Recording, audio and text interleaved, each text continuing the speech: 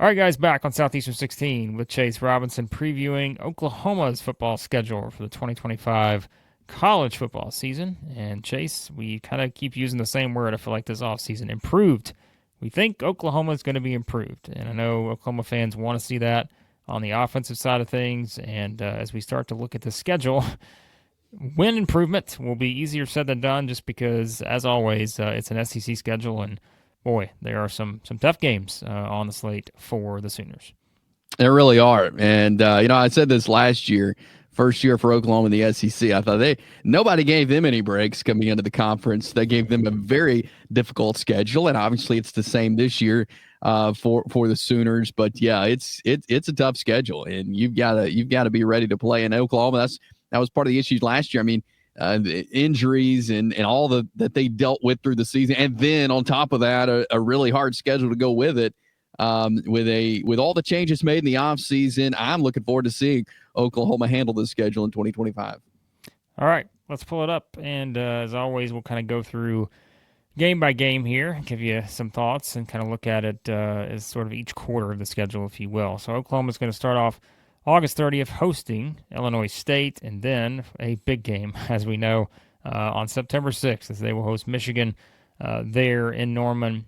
Then they go to a Temple after that. Then it's the first SEC game of the season in Norman as well, as they will take on Auburn.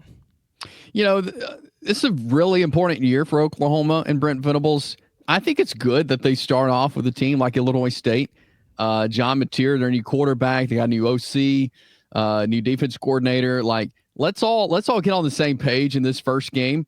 Let's get some reps. Let's get Mateer some good time, some good reps out there, and start the season off with a win. If you're Oklahoma, so I think taking a deep breath, big deep breath there, August 30th with Illinois State, to get ready for Michigan the following week, because you want to be on the same page when you get into week 2 there with Michigan, and you get them at home. I think that's massive as well.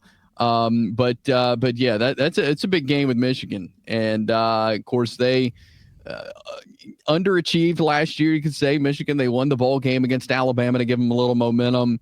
They're going to be without their head coach a couple of games. I don't think this one, but a couple of games to start the year. So it's a big game for Oklahoma in week 2 that we'll learn a ton about where the Sooners stand, how things go. And I think that's big heading into the SEC, again, because they've got some really tough teams on the schedule when it comes to conference play. This Michigan game is going to be a big measuring stick for the Sooners.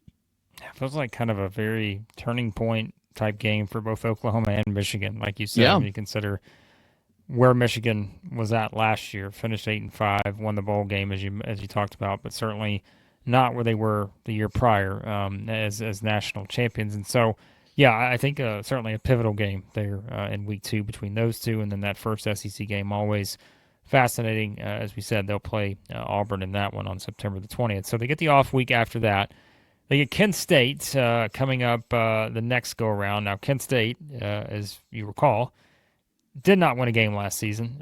They were 0-12, so perhaps moving forward this year, but certainly was not a banner year for the Golden Flashes last year. Then, of course, the big game at the Cotton Bowl against Texas on October the 11th, and that just begins the grind at South Carolina. I mean, how many teams we talked about when we've done these schedule previews so far, like, oh, they got to go to Columbia. Look out. Like, that may be a game that could sort of define your season, win or lose. And so at South Carolina, who we, again, think is probably one of the better teams in the SEC this year, playoff hopes, and then turn around and play Lane Kiffin's Ole Miss team back in Norman on October 25th. Yeah, it's interesting how you got that Auburn game on September 20th, then an off week, then Kent State. So you have a conference game, an off week, a non-conference, and then you get into a grind. And so if you're Oklahoma, you need to, obviously that Auburn game is massive. To me, it is massive for Oklahoma to start SEC playoff with a win. And interesting storyline, obviously, in that game with Jackson Arnold, now the quarterback at Auburn. So you kind of get to look at that game and see, like, whose fault was it last year? Was it yours or ours? The winner of this game will tell you. Not really, but that's an important game to start off conference play with a win against Auburn. because like you mentioned, you got Texas, you got South Carolina, and you got Ole Miss, all three in a row. And that's a tough go there. And obviously neutral site for Texas there at the Cotton Bowl. You have to go to Columbia, and then you host Ole Miss. Those are three teams that I think are playoff worthy teams, and so that's a tough stretch. So it's interesting. First, you got 4 out of your first 5 that are non-conference games, but that Auburn game smashed there in the middle is massive to me. Before you get into the grind of the SEC to take advantage of those first 5. Yeah, that's a good point. Like I think that, like we said, the front part of the schedule is one where, man, if you're Oklahoma, you need to do a lot of good work on the front part here because if you can get into it, like we said, I mean, who knows if you're 5-0 potentially, if you were to be able to win, those Michigan Auburn games, expecting to win Illinois State Temple, and then as we mentioned, Kent State over last year, 1-23. They've got an interim head coach for the season. So yeah, I mean, it'd be in a great place for Oklahoma, knowing kind of what comes next on the schedule. And when you do kind of look past that point, right? Well, if you thought that was kind of the grind, well, don't look now, but it gets a little bit tougher. As again, we mentioned that you got a road game against South Carolina in there, but after Ole Miss, you go to Tennessee, Josh Heupel Bowl again here for this one, then get the week off, and then you got to turn around and go to Tuscaloosa to play Alabama, Missouri, and LSU both at home. Nice to have there, but I mean, yeah, like we're talking about. I mean, if you're Oklahoma, and we know Oklahoma fans, like they are passionate, they want to get back to being a national championship playoff type program. This is where like some of these games are just like, it is again easy to sort of find several losses on the schedule, kind of knowing where that line's going to be at if you want to make the playoff. And I know maybe you just want to see a step forward this year. Maybe, all right, we'd love to get there, but if we can just kind of show some sort of steady progress, that may be enough. But boy, these are, again, at Tennessee, at Alabama, still got to finish with LSU.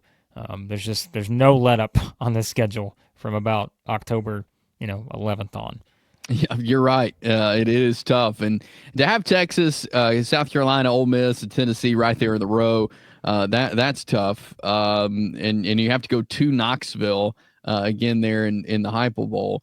The week off before Alabama, and we remember what Oklahoma did to Alabama last year, the game plan against Caleb DeBoer and the Tide. How will they alter that? What will that look like? You get an off week before you get Alabama, and so maybe that'll help before going to Tuscaloosa. And that Missouri game is interesting too. I think there's a lot to figure out about Missouri. There's a lot to figure out about both of these teams and kind of where they'll be at this point of the season.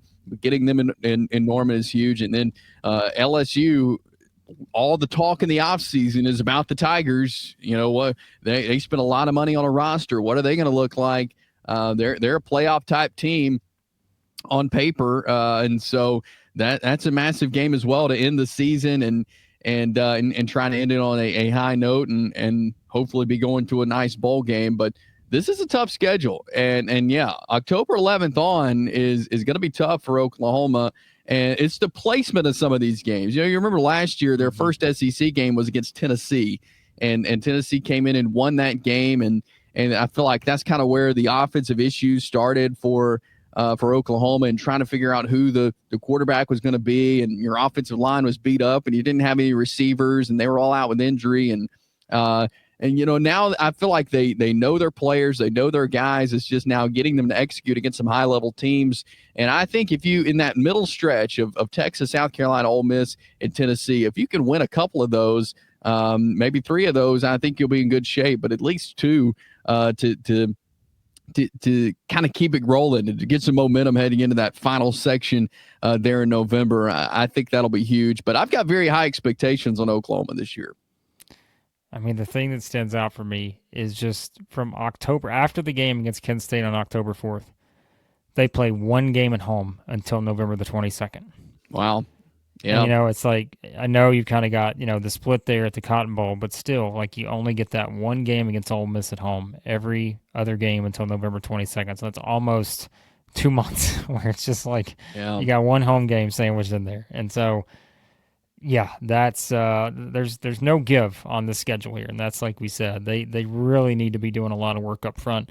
I think to build that momentum for that part of the schedule because it will not be easy. I think No for doubt. this Yeah. seniors team.